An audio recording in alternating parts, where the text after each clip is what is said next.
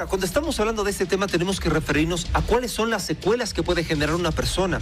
De pronto, es asintomática, pero resulta que tiene una secuela. ¿Esto es verdad? ¿Esto es mentira?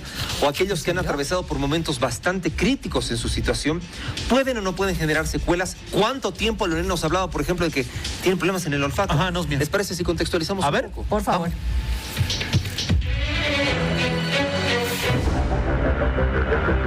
La mayor parte de la gente que tiene enfermedad por coronavirus se recupera por completo en unas semanas, pero algunos, aún aquellos que han tenido versiones leves de la enfermedad, siguen presentando síntomas después de su recuperación inicial. Los adultos mayores y las personas con muchas afecciones médicas graves son los que más probablemente presenten síntomas persistentes del coronavirus, pero incluso los jóvenes o las personas sanas pueden sentirse mal durante varias semanas o meses luego de la infección. Los signos y síntomas comunes que persisten con el tiempo incluyen fatiga, falta de aire o dificultad para respirar, tos, dolor articular, dolor en el pecho, problemas de memoria, de concentración o para dormir, dolor muscular o de cabeza, entre las principales secuelas según los especialistas.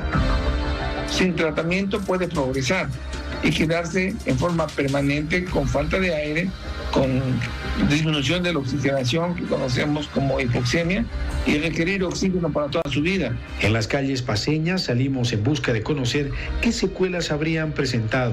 Escuche. Un poquito, el año pasado enfermé y un poquito la garganta, tipo, me molesta siempre.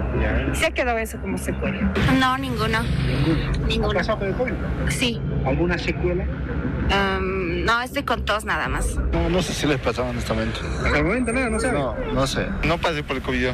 ¿Ahora nada? No, nada. Yo he pasado asintomático. Ah, nada. No, nada. No enfermé de COVID. Nada. No. Nunca me dio. A un hermano que le dio, sí, me indica que hay algunas secuelas en cuanto al olfato, ¿no? No me dio hasta el momento. Nada. Estoy invicto. No hemos tenido COVID. ¿Ninguna? No. ¿Asintomática todavía? No. Tampoco. ¿No han pasado? No. ¿En la familia? Tampoco. ¿Ninguna, nadie? No. Hay diferentes secuelas, ¿no? O sea, por lo que todo este tiempo yo he estado atendiendo a algunos pacientes, algunos dejan secuelas, por decir, tipo neurológicas, que sienten como que el cuerpo se les paraliza, medio cuerpo. Lo más típico son secuelas respiratorias, ¿no? Secuelas a nivel pulmonar, para ya la resistencia baja, resistencia para la respiración y todo eso. La verdad todos estamos con secuelas porque no sabemos qué es lo que nos va a suceder mañana. Tenemos todavía los barbijos en la boca. Yo creo que es una secuela grande esa, para todos. Esa era la opinión de la gente. Sí. Y muchos están preocupados porque dicen, ¿cuánto tiempo me va a tomar recuperar? ¿No? Desde los dolores de espalda, los dolores de cabeza, de pronto los bronquios inflamados, el tema del olfato, el gusto. Pero hay algo más. Estamos con un experto, el doctor Roberto Carlos Aranda. Gracias por estar con nosotros. Y por supuesto, Pamela, que nos va a acompañar en este debate, porque vamos a debatir por las temáticas, ¿sí? Yo sí que tengo todos los efectos. Los efectos secundarios, sí, claro, me han quedado un montón de secuelas. Bienvenido, doctor, ¿cómo le va? Bienvenido. Muy bien, muchas gracias por la invitación. Un gusto estar con ustedes esta noche. ¿Cuáles son los más comunes? La pregunta, digamos, de rigor. Bueno, o las más comunes, perdón, en femenino, ¿no? Pues son secuelas. Sí. Las secuelas más comunes son la fibrosis pulmonar, que se produce después de un COVID agudo, y que es un paciente que haya salido de la enfermedad de hospitalización, digamos. Porque después hay otras complicaciones más graves de pacientes que han salido de terapia intensiva, como estenosis traqueal o problemas que tengan que ver ya con la coagulación, trombosis. Entonces, esas son complicaciones que ya son más graves.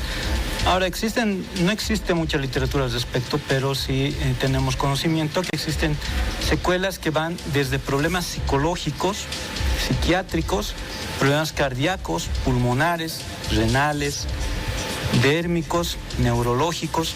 Entonces es una gama muy amplia y que, bueno, la principal sería y la que más común, La fibrosis pulmonar quedaría después de un COVID. Doctor, ¿depende mucho la secuela del tipo de variante?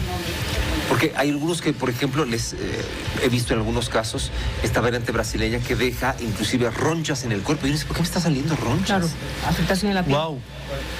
No tanto de la variante, sino de cómo reacciona el cuerpo de cada persona.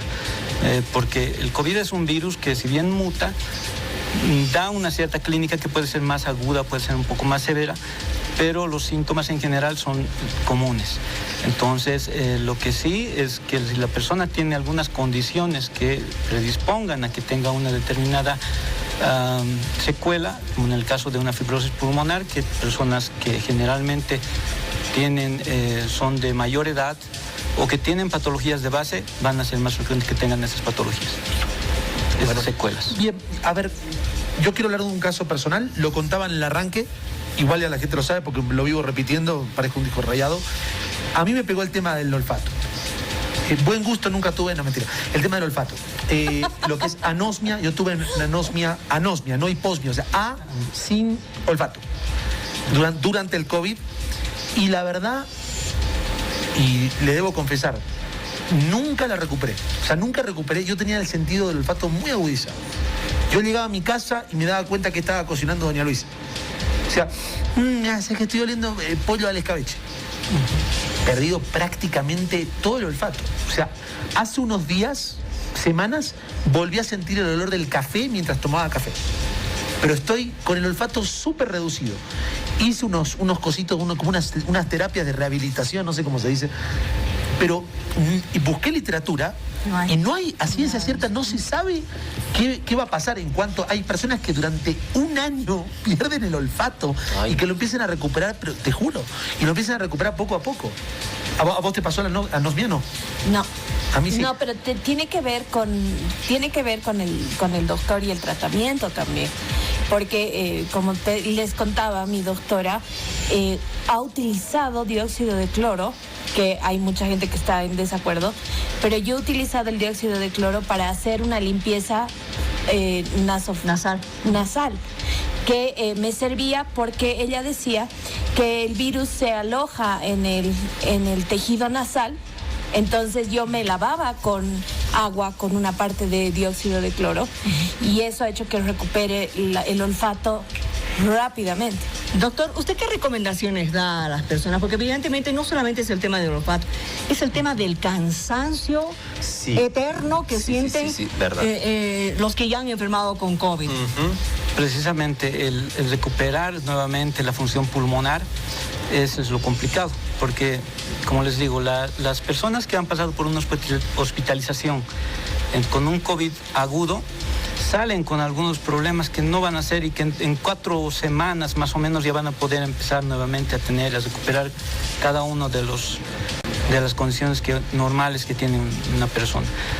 Pero es las personas, por ejemplo, que están en terapia intensiva, les cuesta mucho más porque han tenido una enfermedad más severa. Entonces, el salir de esa enfermedad, las secuelas que van a quedar, obviamente van a ser mucho más tiempo que les va a llevar el poder recuperarse. Pero me quedé con la pregunta esa, porque acá, aparte, tenemos posturas súper diferentes con respecto al dióxido de cloro. Para mí es una paqueada absoluta. Pame dice que le funcionó, yo conozco casos incluso que ha llevado a la muerte. ¿Usted qué piensa? Bueno, sí, efectivamente nosotros tenemos que pensar en que lo que para una persona puede resultar, para otra no. Y es que todos somos seres distintos y nuestro cuerpo va a reaccionar distinto incluso a la misma terapia. Nosotros, ¿por qué se tienen dosificaciones para cada persona? Se tiene que dosificar en base a la talla, al peso, porque no todas las personas pueden recibir la misma cantidad de medicamento. Entonces, son cosas que en el transcurso de la experiencia se van ganando, porque esta enfermedad tenemos que tomar en cuenta que es nueva para todo el mundo. Esto de los efectos post-COVID siguen todavía siendo estudiados porque precisamente cada vez nos enteramos de que hay una nueva cosa. Hace un tiempo no se pensaba que iba a haber secuelas dermatológicas, pero existen. Entonces, lo que de priori habíamos visto es que sí existen secuelas que van a ser psicológicas, psiquiátricas, probablemente más se han enfocado en la parte económica y social, que sí es una consecuencia también del COVID, pero clínicamente seguimos viendo que hay y se van sumando nuevos síntomas, nuevas cosas que van presentándose en el transcurso de la persona que ya sale y que se empieza a recuperar y que no logra recuperarse. Como esto del hongo negro, por ejemplo. Claro, esto del hongo negro, que son secuelas. Yo tengo una amiga que fue hospitalizada en Tarija y que perdió la noción del tiempo mientras tenía COVID. Perdió la noción del tiempo, golpeaba a las enfermeras, pero ella no se daba cuenta de lo que hacía. Se golpeaba con la puerta.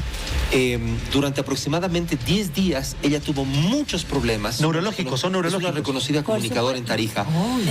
Tuvo muchos problemas y ella dice, yo estaba como si me hubieran poseído literalmente. Tenían que amarrarla en algunos casos. Y fue consecuencia del COVID. Esto también se puede presentar, porque inclusive hay personas que continúan con esos problemas neurológicos y después de todo ese problema que ella tuvo, sus riñones dejaron de funcionar y está ahora con hemodiálisis. Esas son consecuencias, digamos, del tratamiento prolongado que se tiene con determinados fármacos. Entonces, obviamente, se tienen que utilizar para poder neutralizar al virus en la mayoría de los casos totalmente. Pero la consecuencia es también que quienes tienen que desechar, por decir de una manera, el medicamento que ingresa son el hígado y los riñones. Entonces ahí las complicaciones vienen a partir de ahí. Los síntomas digestivos, hay complicaciones digestivas y es precisamente porque el tiempo en el que la persona no puede alimentarse, volver a tener una respiración normal, se tiene que hacer fisioterapia respiratoria para que la persona que está entubada tiene que tener un seguimiento de cómo va a reaccionar nuevamente todo el proceso que va a tener que tener de recuperación. Entonces, es un proceso largo, complicado, que tenemos que tomarlo en cuenta todos, ¿no? Bueno, voy a recuperar el olfato. ¿Vas a recuperar el olfato? Sí, se va a recuperar. Ahora, ¿me promete? Obviamente vamos a ver, eso se tiene que hacer un seguimiento, tiene que el médico ver en qué medida. Hay análisis que pueden hacer ver que las personas están recuperándose. Probablemente no en los casos más graves, como les he mencionado antes, no en su totalidad, pero sí como para que podamos tener una buena calidad de vida. Doctor Aranda, gracias. Ellos van a tener un seminario, tengo entendido, doctor. ¿Van a tener un seminario? Sí. Estamos teniendo un seminario para poder ver los efectos post-COVID y bueno, también estamos haciendo, yo trabajo en el Hospital Alto Sur, entonces ahí también estamos en campañas dermatológicas para ver el tema de secuelas post-COVID. Gracias, doctor. Gracias, doctor, muy amable. Un gusto. Gracias por visitarnos. Ay.